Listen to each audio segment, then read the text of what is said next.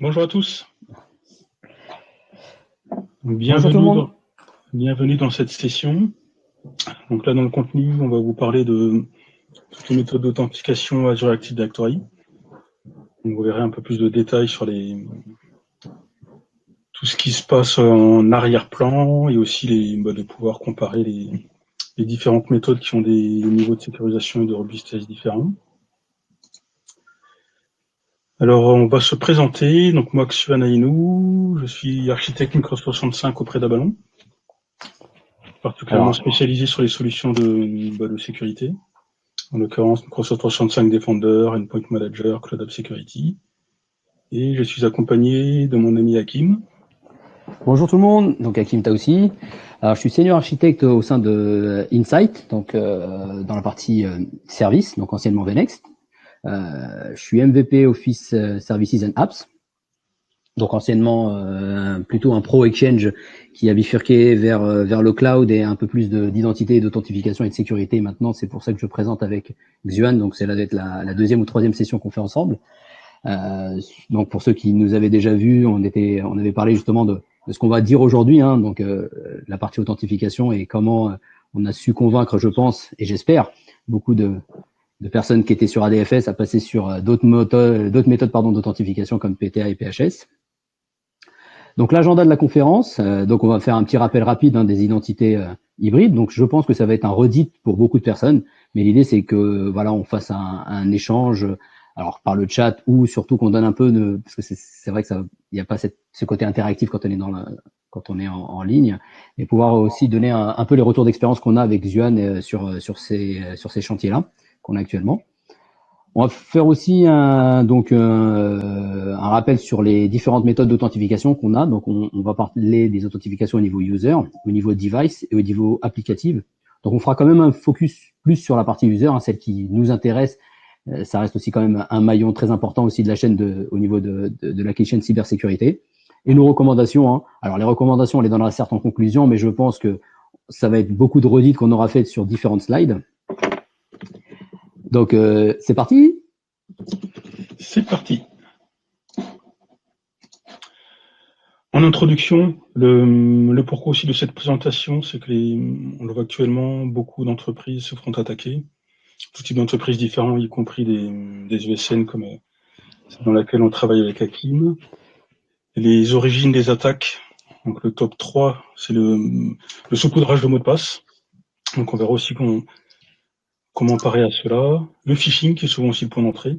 Malheureusement, on a souvent un employé qui clique sur une fausse publicité, vous avez gagné un iPhone 13 et rentre son compte et mot de passe.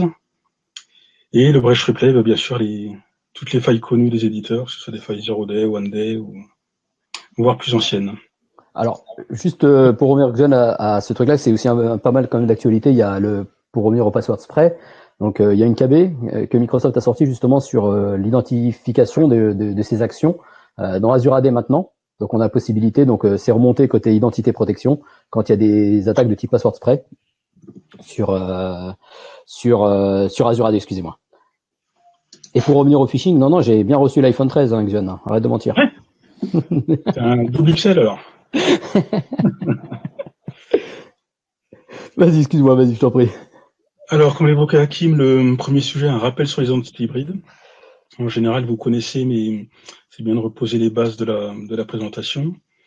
Donc là où on trouve Azure Active Directory, donc qui est vraiment au cœur, qui est l'identity provider, entre autres d'Office 65, mais aussi d'autres, qui peut l'être pour d'autres applications SaaS et les applications métiers. On voit aussi là en intro des principes d'authentification qu'on va aborder tout à l'heure, soit par la fédération, les mots de passe synchronisés ou alors un relais vers les contrôleurs de domaine. En intro aussi sur la partie device. Donc là, on verra aussi comment on s'authentifie depuis un device, en l'occurrence via Windows Hello. Et en intro sur les applications.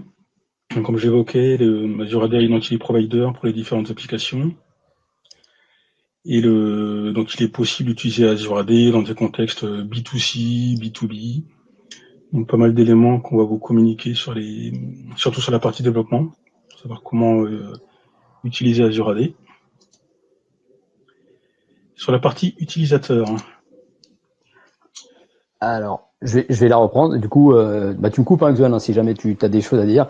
Donc là, on a vraiment les focus sur, sur les trois plus grosses, excusez-moi, possibilités d'authentification. Donc, on a le PHS, PTA et identité fédérée.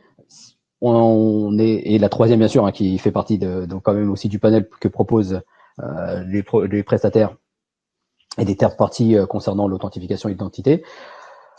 On a mis dans ces slides aussi les pour et les contre en fait. Donc c'est vrai que vous allez voir qu'on a quand même un parti pris, Xuan et moi, et je pense que beaucoup d'autres personnes de la salle et d'autres consultants avec qui on travaille souvent. Donc on est vraiment plus focus sur le PHS et le PTA. On a tendance justement à mettre de côté la partie ADFS, même si elle a le mérite d'exister, bien sûr, même si elle fonctionne très bien, sur des choses bien sûr qui peuvent être complémentaires et qu'on n'aurait pas côté PHS et PTA. Mais voilà, donc pour revenir à la simplicité donc du PHS, donc on a cette authentification donc qui est basée sur le cloud, donc synchronisation du hash de mot de passe comme son nom l'indique. Pour revenir aussi historiquement, donc on appelait Password Sync à l'époque et au niveau marketing, ils avaient choisi ce nom-là et ça avait fait défaut pour la mise en prod, hein, pour la mise en œuvre. Donc beaucoup n'ont pas voulu passer sur cette fonctionnalité puisque derrière synchroniser le mot de passe dans le cloud, ça peut faire peur. Donc on vous montrera qu'en fait c'est pas le mot de passe qu'on synchronise, c'est le hash et quand bien même celui-ci est encore bien sécurisé. Donc authentification donc basée dans le cloud, hein, vous synchronisez votre hash de mot de passe, donc vous avez l'identité qui est donc synchronisé, vous vous connectez, c'est Office 365 Azure AD pardon, qui vous répond. Si vous avez une coupure côté local à Active Directory, vous pouvez toujours vous connecter. Donc, je vous résume et je passe vite parce que malheureusement le timing sera short. On a la possibilité donc d'utiliser le PHS en backup de PTA et d'ADFS. Donc si vous mettez ces solutions-là, vous pouvez quand même utiliser PHS. Donc il y a quelques manips à faire pour pouvoir justement rendre le service. Vous avez des failures au niveau de vos agents, vous avez des failures au niveau d'ADFS.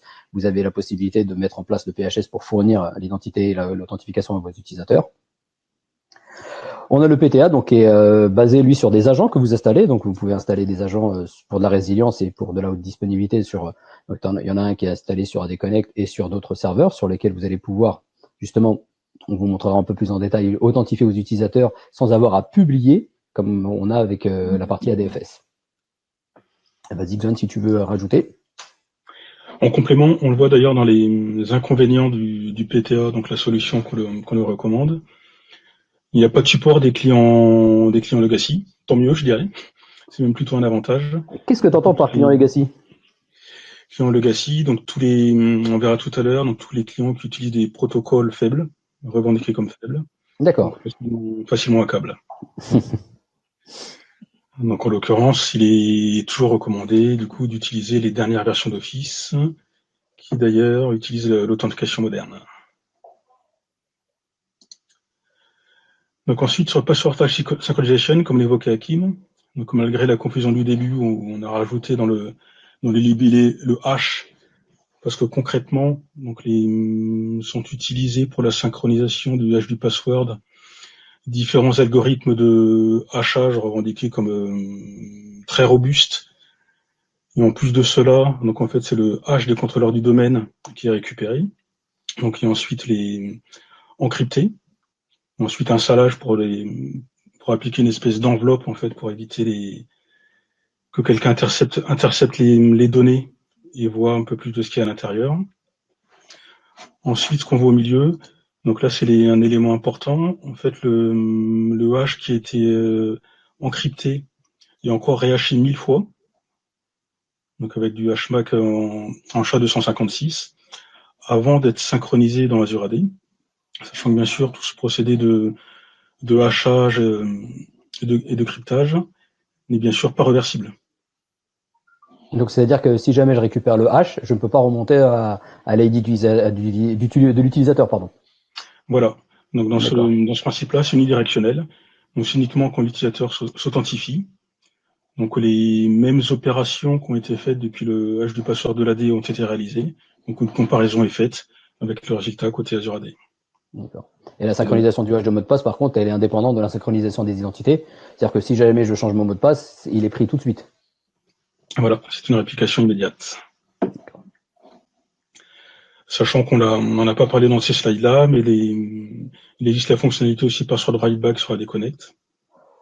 Donc, qui applique aussi le même principe, dans le sens où le hash de réhash qui est synchronisé d'Azure AD vers l'AD on-premise est aussi non réversible. On a mis aussi un petit lien justement pour un lien Microsoft qui explique donc la démystification de ce mécanisme justement de synchronisation de hash de mot de passe, donc qui est quand même clair. Donc le schéma a le mérite d'être clair aussi, mais pour moi je pense que le KB est quand même beaucoup plus clair que ce qu'on peut voir justement à l'écran. Donc le petit lien est sur la slide, n'hésitez pas donc à les visiter.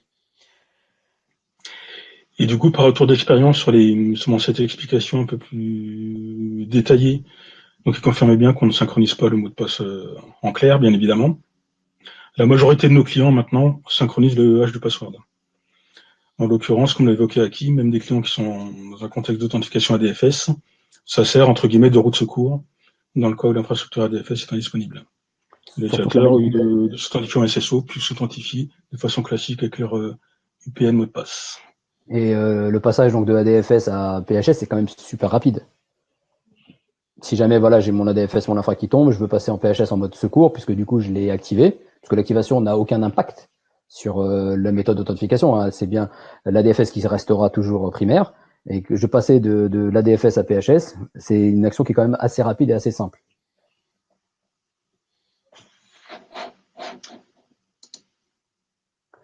PTA. Le PTA. Donc là, c'est le principe. Comme je disais tout à l'heure, donc on s'authentifie. Alors on s'authentifie du coup sur le cloud. On va chercher l'authentification. Enfin, on a toujours la page de sign-in qui est dans l'Azure AD, mais on va chercher l'authentification on-prem. Contrairement à ADFS, il n'y a pas de publication. Donc c'est vraiment que de la sortie. Il n'y a pas de port à ouvrir et de publication externe type 443 à ouvrir sur votre infrastructure. Donc là, l'utilisateur se signe. Le mot de passe chiffré est envoyé donc aux agents PTA. Donc on a des agents qui sont installés, comme je disais tout à l'heure, sur les différents serveurs. On peut l'installer sur un contrôleur domaine, on peut l'installer. Enfin, après j'ai la recommandation est bien explicite sur les KB. Mais on a déjà celui par défaut qui est côté AD Connect. Donc une fois que le mot de passe est envoyé, donc le mot de passe chiffré est envoyé aux agents, il va traverser justement l'agent est passé par le Azure Service Bus Queue, qui est envoyé donc du coup à l'Active Directory, qui va lui permettre. Donc là, c'est aussi une fonctionnalité qui est très intéressante, qui va voir justement si le user, une fois qu'il a reçu le mot de passe, il va pouvoir checker si le user est toujours up, toujours le mot de passe est correct, si le compte n'est pas bloqué, etc. Donc, si en cas de succès, il y a l'utilisateur peut se connecter et on a possibilité bien sûr de renforcer tout ça avec du MFA. Si le compte est KO, par contre, on a l'information immédiate. Donc, typiquement, s'il y a un bruit de force dessus ou un password spray là-dessus, on a cette information-là comme quoi l'utilisateur est disable. On a aussi des remontées possibles côté IDP quand un utilisateur tente de se connecter sur un compte qui est désactivé. Ces informations qui sont remontées rapidement avec PTA. Et en complément, de la même manière, concerne la réversibilité du chiffrement. Donc on va se représenter sur le schéma quand l'utilisateur s'authentifie, le mot de passe donc est encrypté avec une clé publique. Ensuite, il est transféré via Azure Service Bus mais le décryptage du mot de passe est réalisé avec la clé privée qui est propre à chaque agent. Donc, quand tu dis chaque agent, c'est-à-dire que si jamais il y a un agent qui tombe, c'est l'autre qui prend le relais et lui-même aura bien sa clé privée qui pourra déchiffrer la clé publique, qui pourra déchiffrer la clé, pardon. Oui, tout à fait, c'est bien ça. Sachant que dans le cas où on a plusieurs agents, donc le mot de passe est encrypté X fois. D'accord. Avec la clé publique de chaque agent. Donc j'en ai 12, c'est chiffré 12 fois. Voilà. J'en ai 3, c'est chiffré 3 fois. Voilà. Donc chaque agent potentiellement peut déchiffrer sa propre occurrence avec sa clé privée. D'accord, donc c'est-à-dire qu'on peut éventuellement pas récupérer ce chiffrement. Enfin, c'est-à-dire que c'est vraiment propre, comme tu dis, un agent. Si jamais, je sais pas par quel mécanisme, si j'arrive justement à récupérer ces informations-là, que j'essaie de déchiffrer sur le mauvais serveur, je me ferai jeter. C'est bien ça. D'accord. Donc après, c'est bon. Okay. D'accord. Ah, je te laisse, hein, c'est pour toi la DFS. Voilà. La fédération, pour ceux qui connaissent en fait le principe d'authentification par une fédération, donc c'est le même sur un add-on premise pour des applications métiers, donc dans le sens où quand un utilisateur s'authentifie sur une application SaaS, donc la page d'authentification est redirigée vers le STS ADFS, donc il est soit présenté par les ADFS on-prem, soit publié sur les WAP. Donc là, une négociation est faite pour relayer la demande d'authentification au contrôleur de domaine. On voit sur la partie droite la partie Active Directory. Et ensuite, donc si le compte utilisateur et les mots de passe sont valides, donc là, un token est fourni à l'utilisateur qui ensuite peut le présenter à son application. Sachant que dans ce token lui permet du coup de s'identifier en SSO. L'application qui peut être peut-être n'importe quelle application plus 65. Alors, juste pour revenir à l'ADFS, je me rappelle, là c'est un petit retour en arrière et sur les problématiques qu'on avait eues à l'époque, fut un temps, avec l'authentification pour des clients legacy. C'était Outlook 2010 quand on avait de l'Office 365, donc la boîte aux lettres était sur Exchange Online, donc l'utilisateur se connectait avec Outlook 2010. Contrairement aux autres applications qui se connectaient, du coup, alors juste pour remettre le contexte, je suis bien dans mon Active Directory, je suis connecté à l'AD.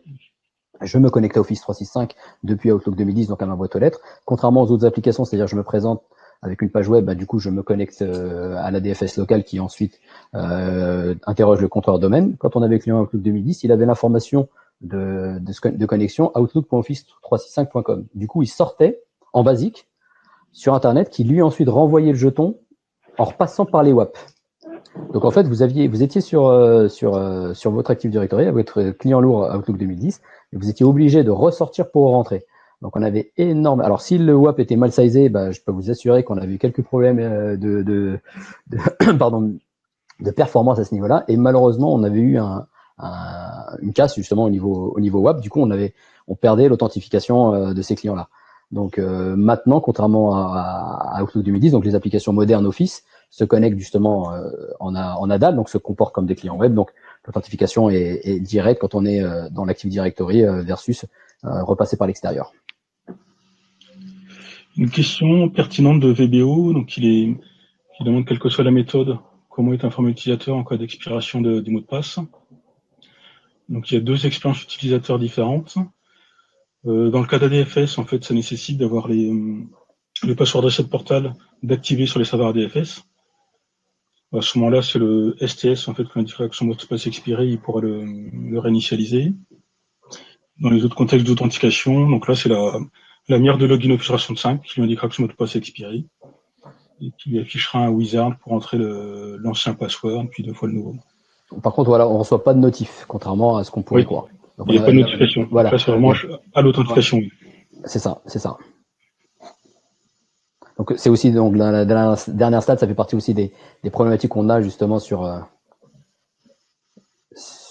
les policies de mot de passe justement avec les différentes méthodes d'authentification. Je crois que c'est la prochaine de mémoire. Même pas, j'ai perdu. Je connais bien mes slides, dis donc. Hein. Donc là, on est sur le Seamless SSO. Donc en fait, concrètement, pour ceux qui ne connaissent pas, donc ça permet de s'authentifier, donc sans se réauthentifier sans ressaisir le mot de passe sur les applications donc qui ont Azure AD en tant qu'identity provider. Ils sont nécessités d'infrastructures spécifiques type ADFS. Donc là, c'est une fonctionnalité qui est portée par le serveur AD Connect. Où en fait, ça utilise comme on voit, les protocoles standards type OpenID et SAML, où en fait les différentes informations qui sont fournies par la page d'identification donc permettent de réutiliser le token qui a été fourni. On voit son schéma, en fait, on a beaucoup d'échanges qui sont faits entre l'utilisateur, son device, son application, Azure AD et l'AD. Un ensemble de négociations pour au final obtenir le ticket Kerberos depuis Active Directory et ensuite pouvoir le fournir directement, soit Azure AD, soit directement, ou indirectement à l'application. Donc toutes les applications ne sont pas Seamless SSO Aware. Tout à fait, oui.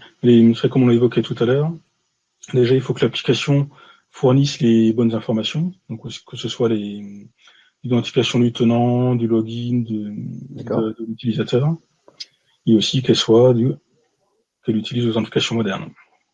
Donc En général, on met du Seamless SSO, c'est vraiment pour l'expérience utilisateur, c'est ça? Oui, c'est ça, tout à fait, oui.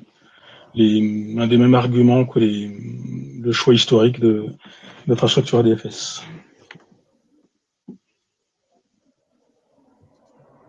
Ah, bah là, voilà. Et voilà. Donc, parmi toutes ces méthodes qu'on vous a présentées, sachant qu'en complément, pour les Seamless SSO, donc bien sûr, on peut le coupler avec PTA, Password Authentication, mais aussi avec Password Hash Synchronization.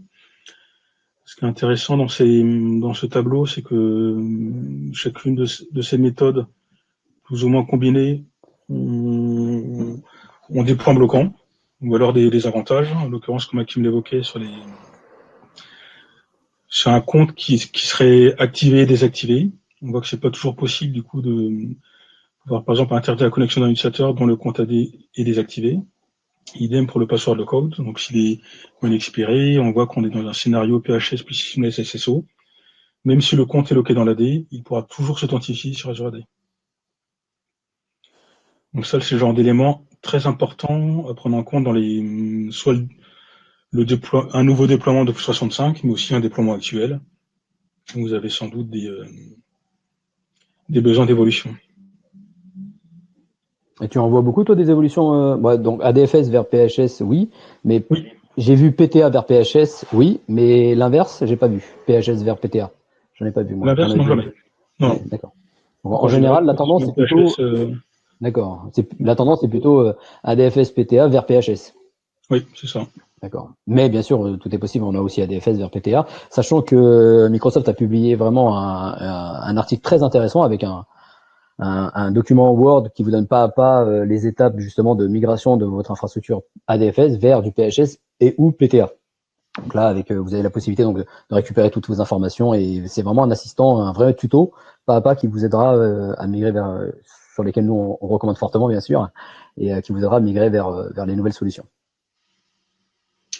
Sachant que en complément sur la partie ADFS, beaucoup de systèmes d'information plus ou moins complexes en fait utilisent ADFS aussi bien pour 365 que pour des applications métiers on-premise. Donc il est tout à fait possible de conserver l'infrastructure ADFS pour les applications métiers et de ne migrer que la partie authentification pour Office 365. Après, je vois la question justement dans quel cas ADFS est plus pertinent versus PTA, d'ailleurs versus PHS aussi.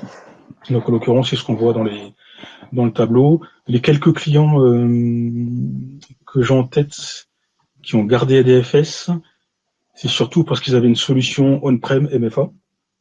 Donc là, on va dire dans le tableau, ce n'est possible qu'avec ADFS. Et Chacune l'authentification t'en par a d'autres en certificat. tête Pardon. L'authentification par certificat. Oui, c'est ça. Authentification par certificat, par carte Voilà, API. c'est ça. C'est là où j'ai On eu a pas dire. ouais, tout à fait. Et donc c'est là où on a l'intérêt justement d'ADFS pour euh, pour ces environnements, pardon.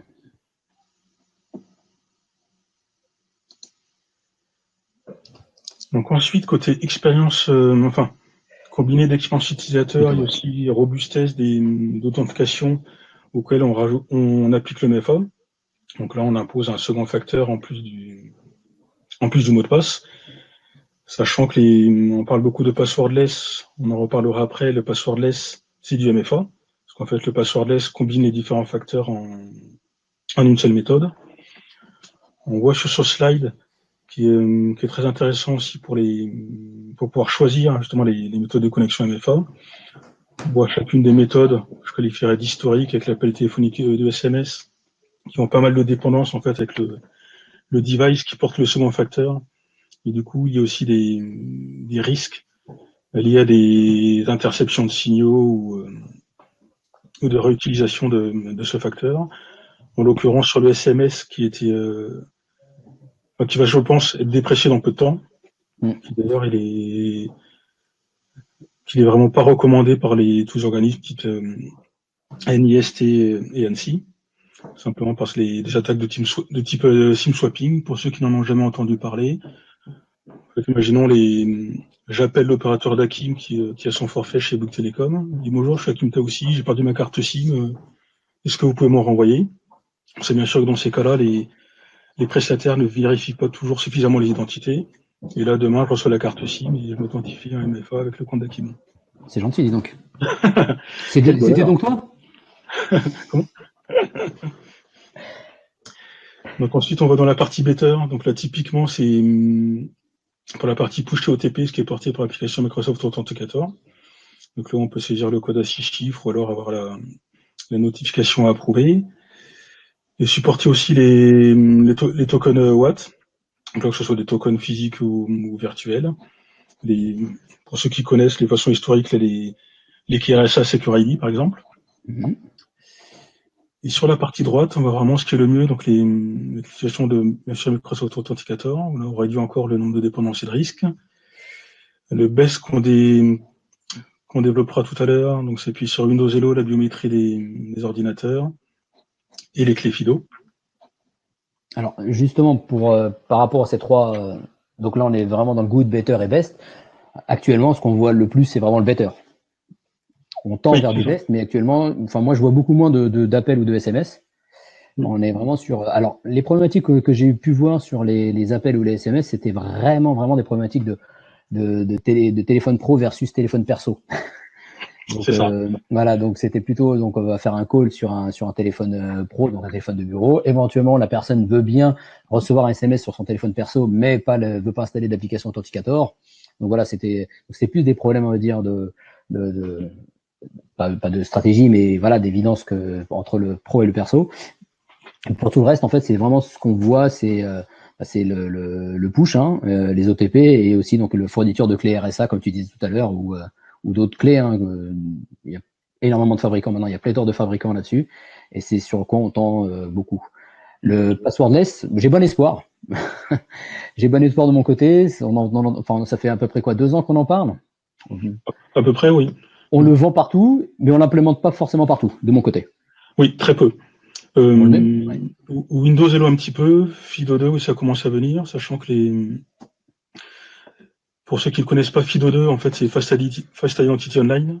En fait, c'est une alliance entre beaucoup de constructeurs et d'éditeurs, donc que ce soit Microsoft, Google, Facebook, etc. Donc afin de travailler sur les mêmes normes d'authentification et pouvoir, en l'occurrence, utiliser une clé FIDO pour s'authentifier sur Azure AD, sur l'AD comme on verra tout à l'heure, mais aussi sur Facebook, LinkedIn, n'importe quelle application publique. Et bien sûr, le MFA, malgré qu'il y ait toujours des contournements possibles par du phishing, de la récupération de SIM, etc., il protège quand même de quasiment 100% des attaques. Ouais. Je pense que dans toutes les sessions qui étaient précédentes, je les ai pas toutes vues, mais dès qu'on parle authentification, MFA, je pense que ça a dû revenir pas mal de fois. Donc oui, activer le MFA, que ce soit pour les admins et surtout les utilisateurs. On n'a pas entendu la fin de ta phrase? Et surtout les utilisateurs, les users, end users. Ça a été coupé. Ah non, c'était fini, ouais, ça pouvait paraître simple, mais oui, en fait. Et les utilisateurs et les machines à café. Voilà, donc sur les FIDO2, donc un peu plus de détails sur comment ça se passe en termes d'utilisation et de transfert d'informations. Donc depuis côté utilisateur. Donc le principe, c'est qu'on branche bien sûr la clé dans l'ordinateur.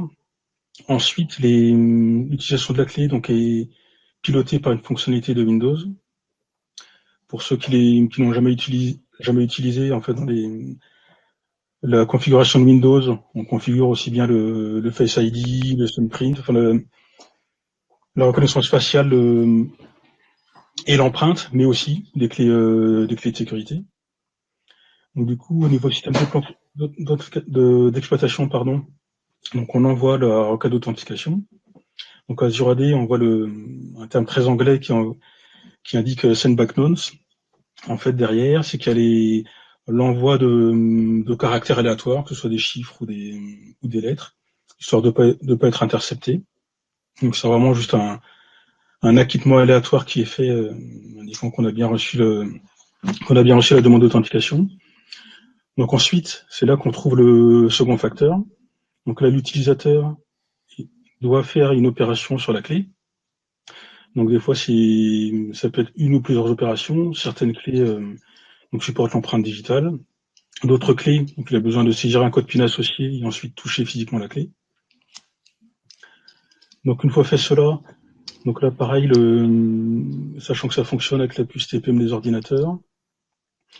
Donc là la validation finale en fait permet de réutiliser donc de confirmer avec la clé privée.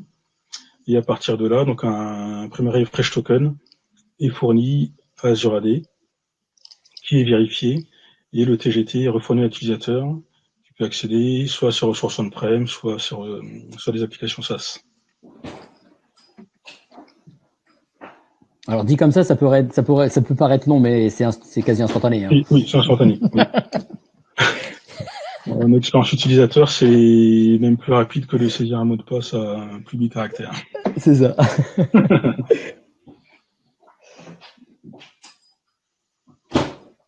Et je vois une question, où est stocké le PRT sur un poste Windows 10? En fait, le PRT n'est pas vraiment stocké. En fait, c'est un cookie de session qui est généré, qui est stocké, oui, sur l'ordinateur.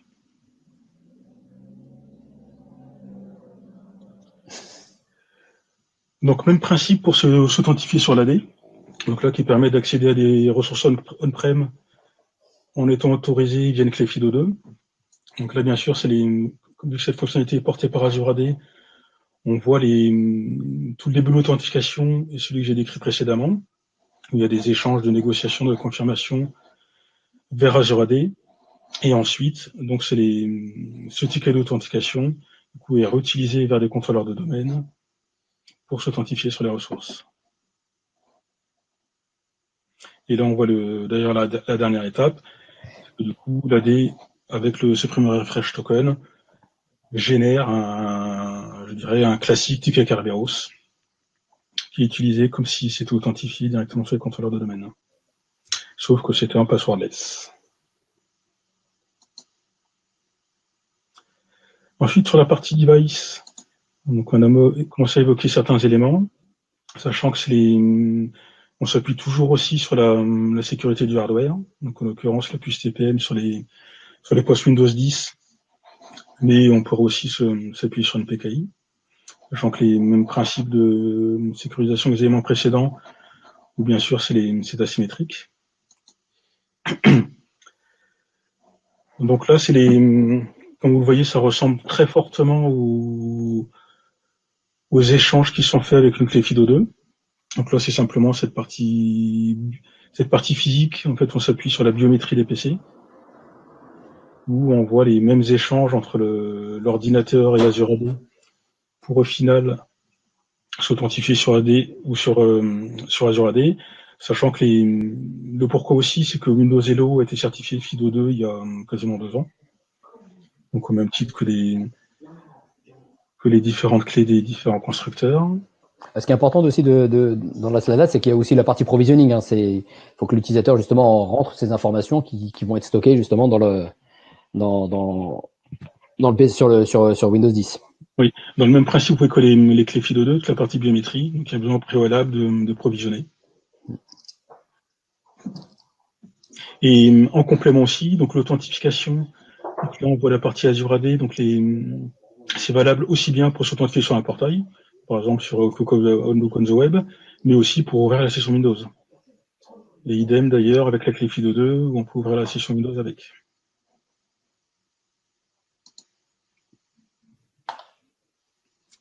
On saute sur les applications. Donc là, c'est un peu plus vaste, c'est pas forcément notre spécialité, comme c'est plus du ressort, je dirais, des DevOps.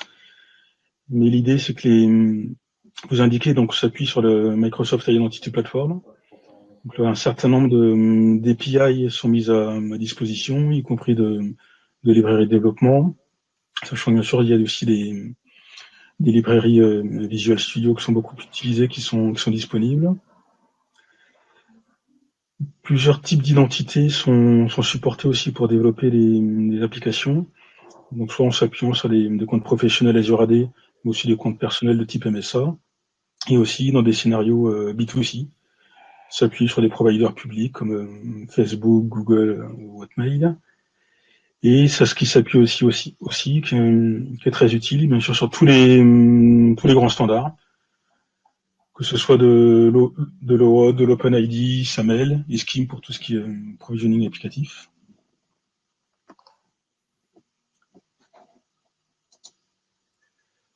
Un point important aussi, c'est que pour ceux qui connaissent, voire qui connaissent pas d'ailleurs, donc beaucoup d'applications aujourd'hui, surtout sur la partie mobile, en l'occurrence sur la partie mobile, s'appuient sur Adal. Donc en fait, un espèce de méta-annuaire, un peu comme les annuaires LDAP pour ceux qui connaissent.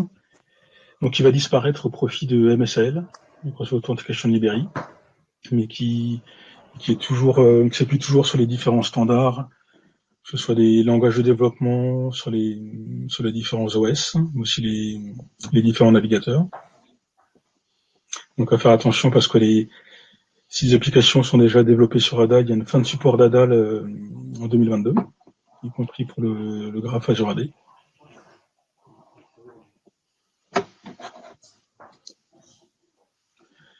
Le plus important, la conclusion. Ouais, parce qu'il nous reste 9 minutes. Voilà. Là, comme on l'a évoqué, en priorité, si ce n'est pas fait, rendre le MFA mandatory. Donc ça, comme on l'évoquait au début, les différentes attaques qui arrivent aujourd'hui, les chiffres diffèrent selon les syndicats et la police, mais on a a priori entre déjà 40 et 60% des entreprises françaises qui ont déjà été attaquées. Donc là, c'est vraiment pour tous les utilisateurs. On commence souvent par les admins, que sont les comptes les plus sensibles, les comptes à privilèges, mais tous les utilisateurs sont des portes d'entrée aux attaquants. Alors, pour revenir aussi au MFA, donc je vais peut-être dire une bêtise, mais je crois qu'on est quoi? Il y a 15% des tenants actuellement sur lesquels le MFA est activé. Alors, le MFA, c'est vrai que ça peut être simple à mettre en place, mais il y a quand même tout un travail préparatoire. Pour les admins, c'est beaucoup plus simple que pour les end-users. Donc, en général, c'est vrai que c'est un projet qui peut paraître simple, mais qui est assez complexe à ce niveau-là, où il faut quand même introduire l'utilisateur, donc du coup, voir toutes les complications qu'on peut avoir, comment justement l'utilisateur peut renforcer le MFA, sachant qu'il est impératif de ne pas le polluer. Pour toutes les méthodes d'authentification, comme le end-user, c'est la personne qui va s'authentifier, l'idée c'est quand même de pouvoir trouver le juste milieu entre sécurité et confort d'utilisation. Et oui, pour compléter, en fait, le déploiement d'MFA n'est pas un sujet technique. C'est vraiment un sujet d'adoption, d'accompagnement utilisateur.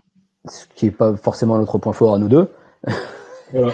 Ouais. Mais voilà, en général, on est toujours accompagné d'une équipe de change. Donc, il n'y a pas que l'utilisation des outils Office, il y a aussi comment s'authentifier, sur lesquels on est accompagné avec des personnes qui font très bien cette partie-là. Allez-y aussi, hein, mettez le PHS, hein, que ce soit en authentification principale ou en backup. C'est sécure, c'est fiable et c'est rapide, surtout. Dans tous les cas, ça servira.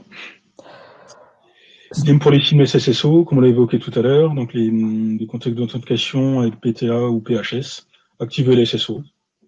Il n'y a aucune régression connue. Vous pouvez y aller les yeux fermés. Ensuite, bien sûr, sur la partie passwordless, donc là, à évaluer aussi. Souvent, ça peut simplifier le déploiement des MFA, côté expérience utilisateur, soit avec le passwordless d'activer sur l'application Authenticator, soit avec des clés FIDO2, sachant qu'il est très important d'éduquer les utilisateurs aussi, enfin surtout les sensibiliser. Oui, alors, ouais, ce que tu disais, ouais, parce que c'est vrai qu'on a eu un débat dessus.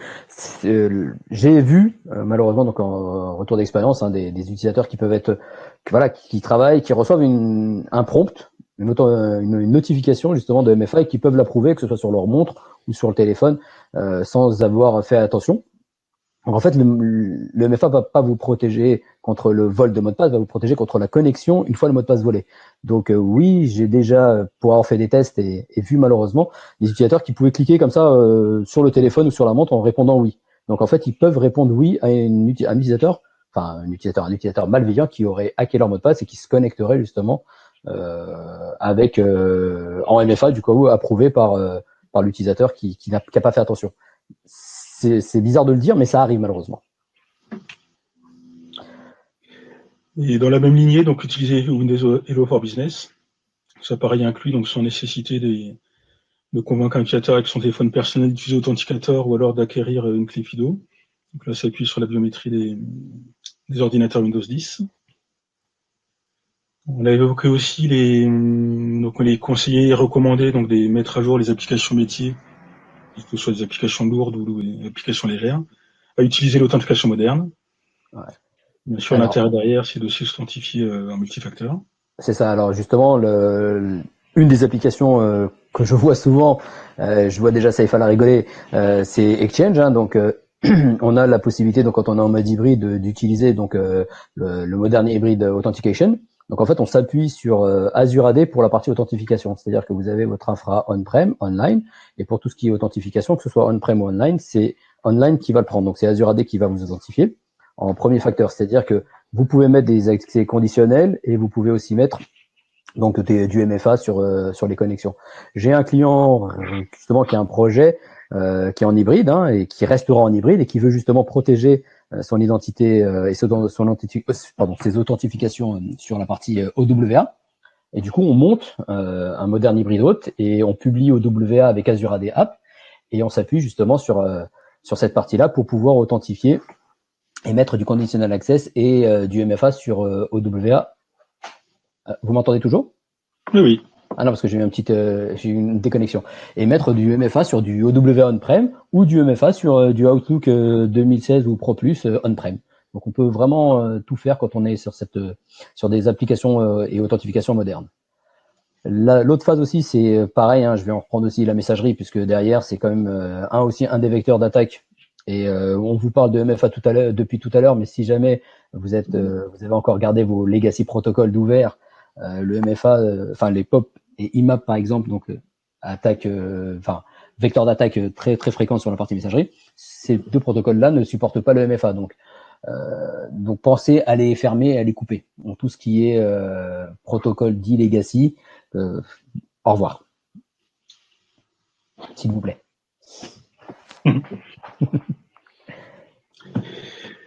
Et ensuite, donc dans beaucoup de contextes, il n'y a pas forcément de coffre-fort de mot de passe digne de ce nom et d'utiliser. Du coup, beaucoup utilisent les password providers du navigateur. Donc, à savoir que étonnamment d'ailleurs, vu que Microsoft investit $1 milliard par an dans la sécurité, le credential provider d'Edge est le même que celui d'IO et n'est pas suffisamment sécurisé. Donc là, il est vraiment recommandé de le désactiver. Derrière, du coup, c'est vrai que c'est un argument aussi pour migrer vers le passwordless, parce que les utilisateurs ont toujours X mots de passe à utiliser et ont besoin de les stocker quelque part. Et avec le passwordless, bien sûr, on s'affranchit de la connaissance de ces mots de passe. Alors je vois un message aux applications mobiles iOS Android par rapport à quoi? Par rapport à, j'ai pas fait attention justement dans le chat.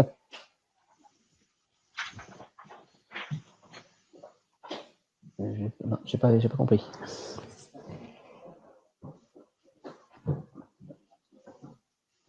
Ah oui, en gros, oui, d'accord. Non, faut pas le laisser l'ActiveSync. Ah non. Alors attention parce que les applications iOS modernes, donc à partir de la 11.3, elle est Modern Authentication, donc on peut s'appuyer là-dessus. Donc on peut s'authentifier très très très facilement et sans aucun problème parce que maintenant du coup, on fait de l'eau haute avec Apple. Donc on a un compte Apple sur lequel il y a de l'eau haute là-dessus. Donc vous pouvez laisser l'ActiveSync. Non, pas obligé. Pas obligé justement. Au Mais ça contraire. dépend pas encore sur Android. Voilà, c'est ça. Alors Android, sauf pour Samsung. De mémoire, je crois que Samsung, l'application mobile native, supporte l'application. C'est le rebuild Samsung, oui. Ouais. Et aussi pour revenir là-dessus, l'ActiveSync, passer sur de l'Outlook for Mobile, c'est quand même l'application la plus la plus facile pour la messagerie parce que du coup, on a vraiment toute l'interaction qu'on peut avoir avec un client lourd. Hein. Donc, on a des boîtes partagées, on a le calendrier en live, on a les Teams meetings qui sont rajoutés là-dessus. Donc c'est vrai que c'est pas mal c'est pas mal de migrer sur Outlook for Mobile. L'expérience utilisateur est très riche et évolue très rapidement aussi.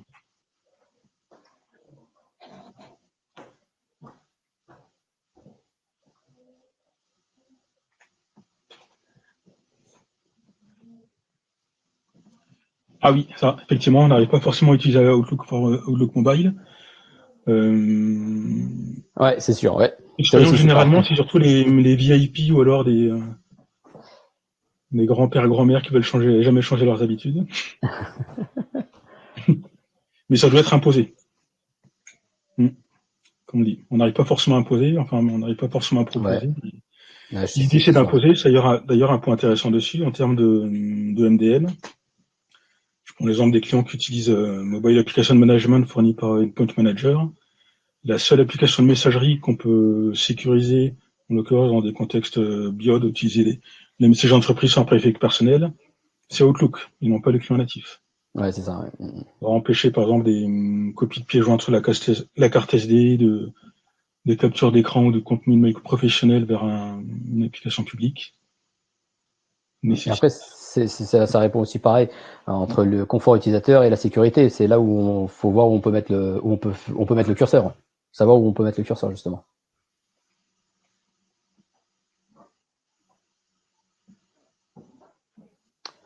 Bah, je pense que. Je pense que c'est bon, je vois pas d'autres questions. Je regarde s'il y a des questions aussi de côté de chat. Sur la partie licence. Ah oui.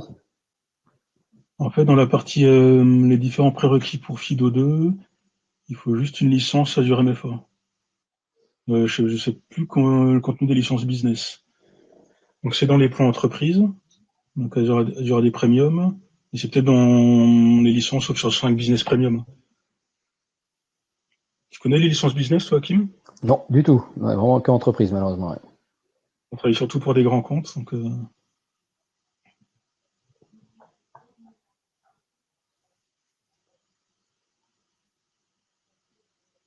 Microsoft a du mal à répondre. Ah oui, en effet, ouais. Donc si eux ont du mal à répondre, c'est vrai que ça va être un peu.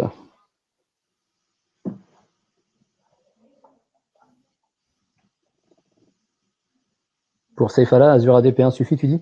Oui, c'est ça.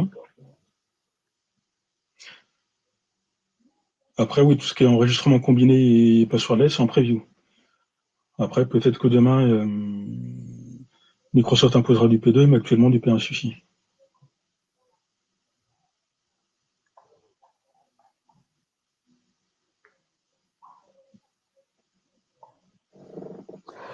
En tout cas, merci beaucoup à tous. Merci aux participants, aux personnes qui sont venues et avec qui on a eu pas mal d'interactions. Merci aussi aux organisateurs et aux sponsors qui nous ont permis justement de mettre en œuvre cette conférence, donc online, contrairement à l'année dernière. Donc, encore merci beaucoup à tous. Merci beaucoup à vous. Merci Xu. J'ai appris plein de choses. Oui, merci bro. Encore merci à tous. À bientôt. Dans une prochaine session. Au revoir. Ciao.